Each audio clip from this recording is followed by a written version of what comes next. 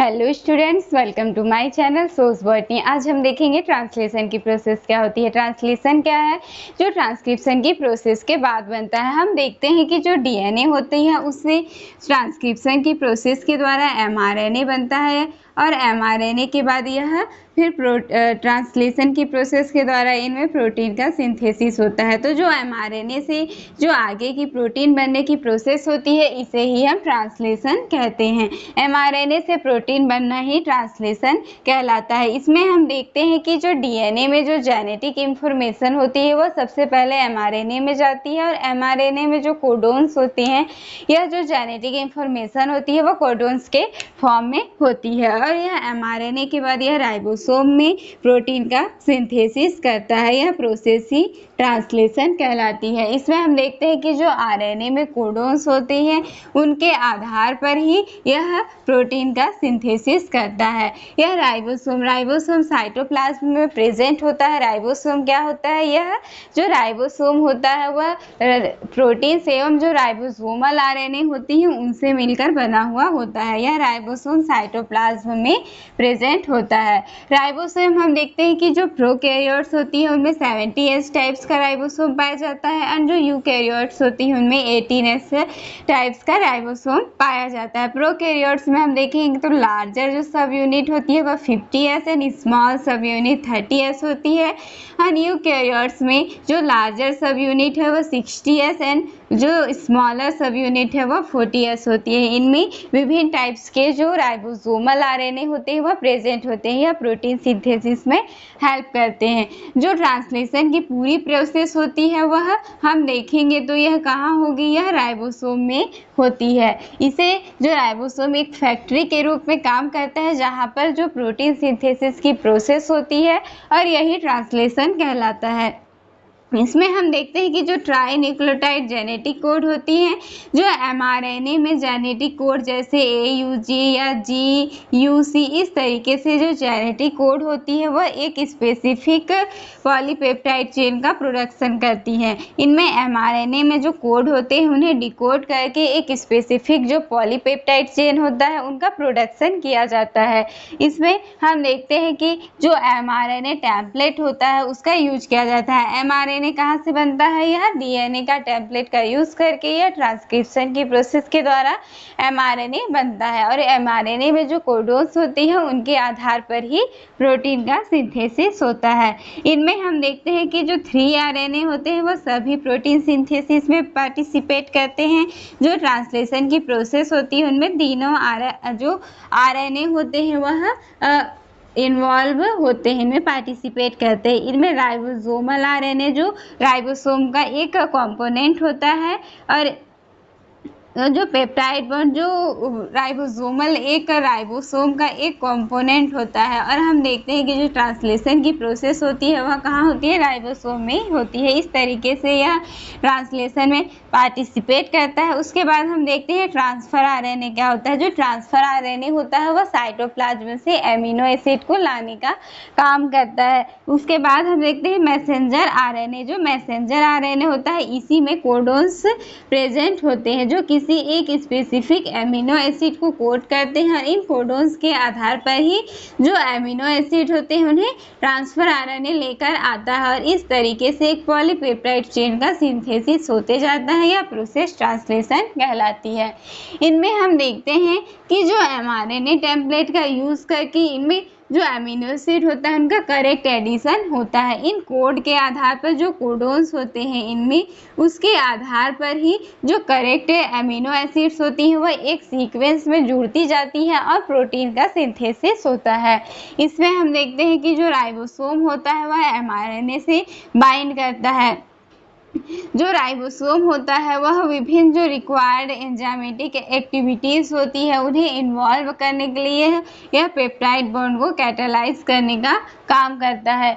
जो peptide bond होती है उन्हें कैटालाइज करता है। इसके लिए यह राइबोसोम एमआरएनए से बाइंड करता है और इनमें फिर जो प्रोटीन सिंथेसिस की प्रोसेस होती है। जेनेटिक कोड रीड, जो जेनेटिक कोड होता है वह हमेशा 5' to 3' ही रीड किया जाता है। हम देखते हैं कि राइबोसोम क्या होता है, एक large and complex molecular machine होता है, एक मशीन की तरह कार्य करता है जिसमें जो आरएनए होती है, ट्रांसफर आरएनए होती है और जो मैसेंजर आरएनए होती है, इन तीनों के हेल्प से फिर प्रोटीन का जो पॉलीपेप्टाइड चेन है, प्रोटीन है, उनका सिंथेसिस किया जाता है।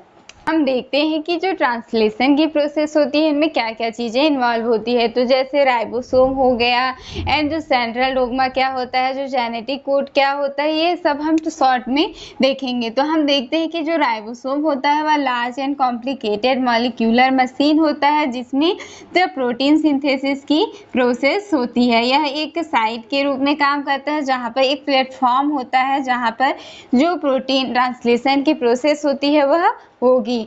इसमें हम देखते हैं कि जो ट्रांसलेशन की प्रोसेस होती है उसे रैपिड एंड एक्यूरेट बनाने के लिए राइबोसोम को क्या होना चाहिए, इसे एमआरएनए एंड जो ट्रांसफर आरएनए होती है उसे सिलेक्ट करने में सक्षम होना चाहिए, यह ताकि जो ट्रांसलेशन की प्रोसेस है वह रैपिड हो सके एंड एक्यूरेट हो सके, सटीक हो सके।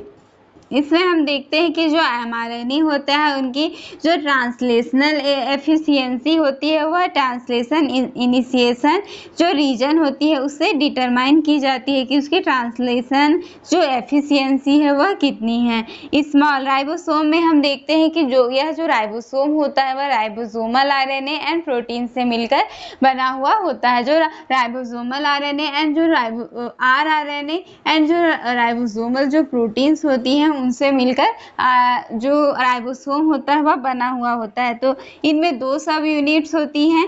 प्रोकैरियोट्स में हम देखेंगे तो इनमें 70S प्रकार का राइबोसोम पाया जाता है जिनकी 2 सब यूनिट, एक लार्जर सब यूनिट जो 50S होता है, एक स्मॉलर सब यूनिट जो 30S होता है। इन दोनों से मिलकर राइबोसोम बनता है। तो राइबोसोम में हम देखेंगे कि जो स्मॉलर सब यूनिट होता है वो एमआरएनए को रीड करने का काम करता है और जो लार्जर सब यूनिट होता है यह पॉलीपेप्टाइड चेन बनाने के लिए यह एमिनो एसिड से जुड़ता है। इसमें हम देखते हैं कि जो राइबोसोम होता है उसे हम ट्रांसलेशनल एपरेटस भी कह सकते हैं क्योंकि यह राइबोसोम में जो ट्रांसलेशन की प्रोसेस होती है उनमें इन्वॉल्व होता है और इन्हीं के द्वारा फिर जो ट्रांसलेशन की प्रोसेस होती है वह कंप्लीट होती है। राइबोसोम को हम देखते हैं कि इसे हम राइबोन्यूक्लियोप्रोटीन्स कहते हैं क्योंकि यह जो राइबोसोम होता है वह आरएनए एंड प्रोटीन से मिलकर बना हुआ होता है। इसके बाद हम देखेंगे जेनेटिक कोड।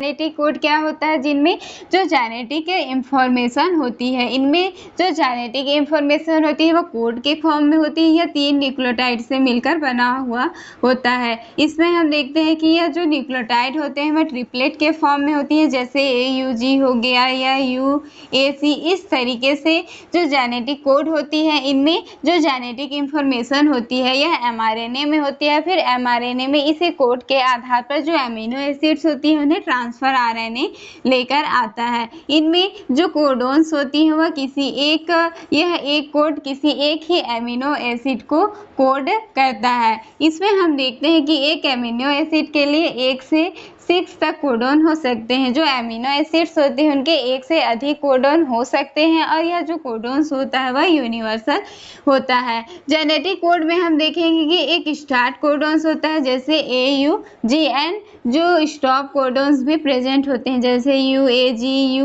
UAA, UAG या UGA। यह जो स्टॉप कोडोन्स प्रेजेंट होती है जो ट्रांसलेशन की प्रोसेस को स्टॉप करने का काम करती है। और एक स्टार्ट कोडोन्स होता है जो मेथियोनिन जो एमिनो एसिड्स होता है उन्हें कोड करता है और उन्हें जो ट्रांसलेशन की प्रोसेस होती है उन्हें स्टार्ट करने का काम करता है। तो इसमें हम जेनेटिक कोड को जो जेनेटिक कोड का डिटेल में एक अलग से वीडियो बनाई हुई है, इसका लिंक आपको डिस्क्रिप्शन में मिल जाएगा, वहां से जाकर इनके डिटेल में देख सकते हैं। इसके बाद हम देखेंगे सेंट्रल डोग्मा क्या होता है।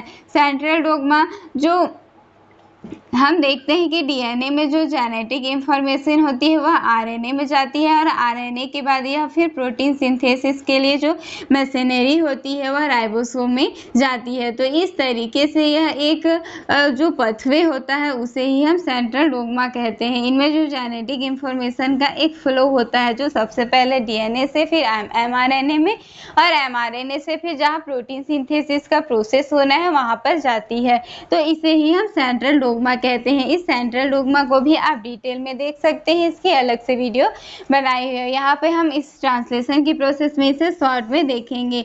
इसके बाद हम आगे नेक्स्ट देखते हैं। हम देखते हैं कि जो ट्रांसलेशन की प्रोसेस होती है वह किन किन स्टेप्स में कंप्लीट होती है।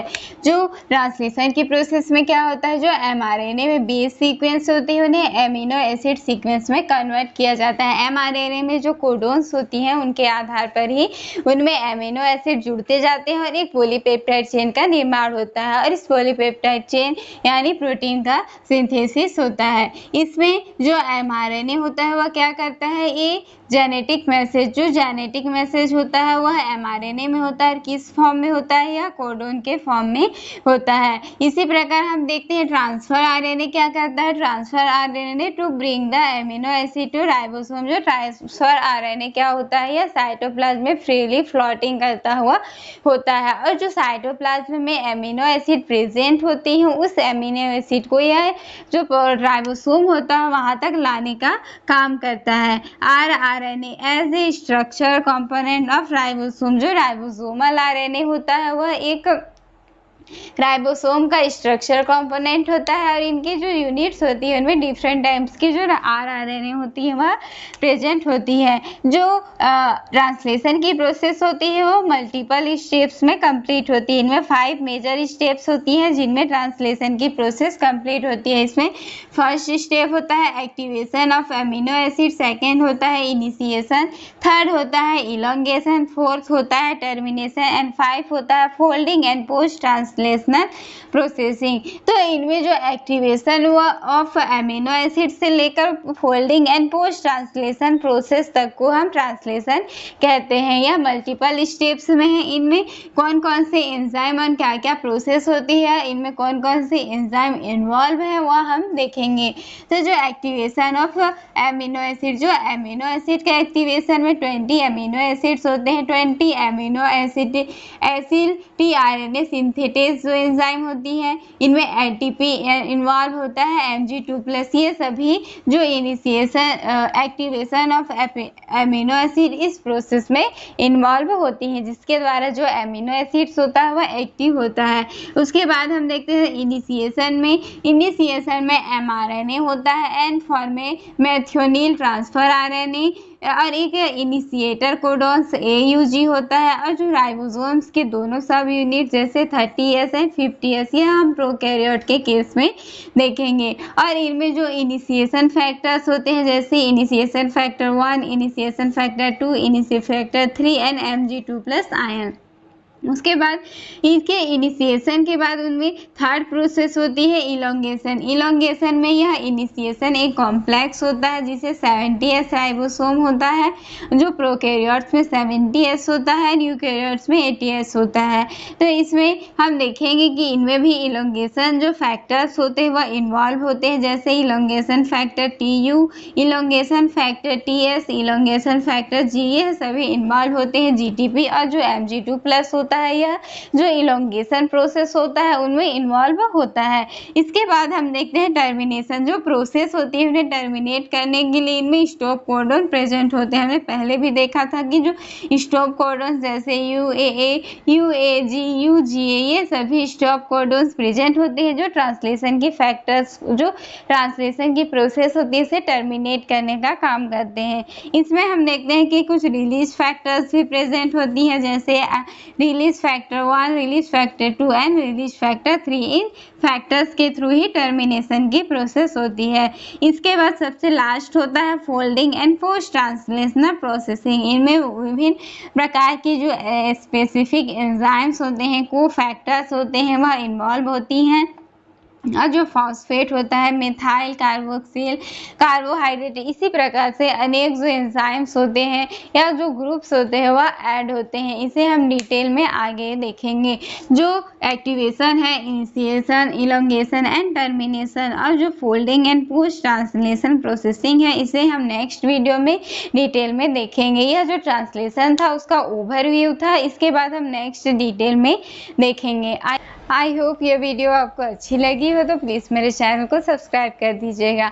एंड जो टेलीग्राम चैनल का लिंक है वह डिस्क्रिप्शन में दिया हुआ है। अब हमारे टेलीग्राम जो चैनल है वह भी ज्वाइन कर सकते हैं।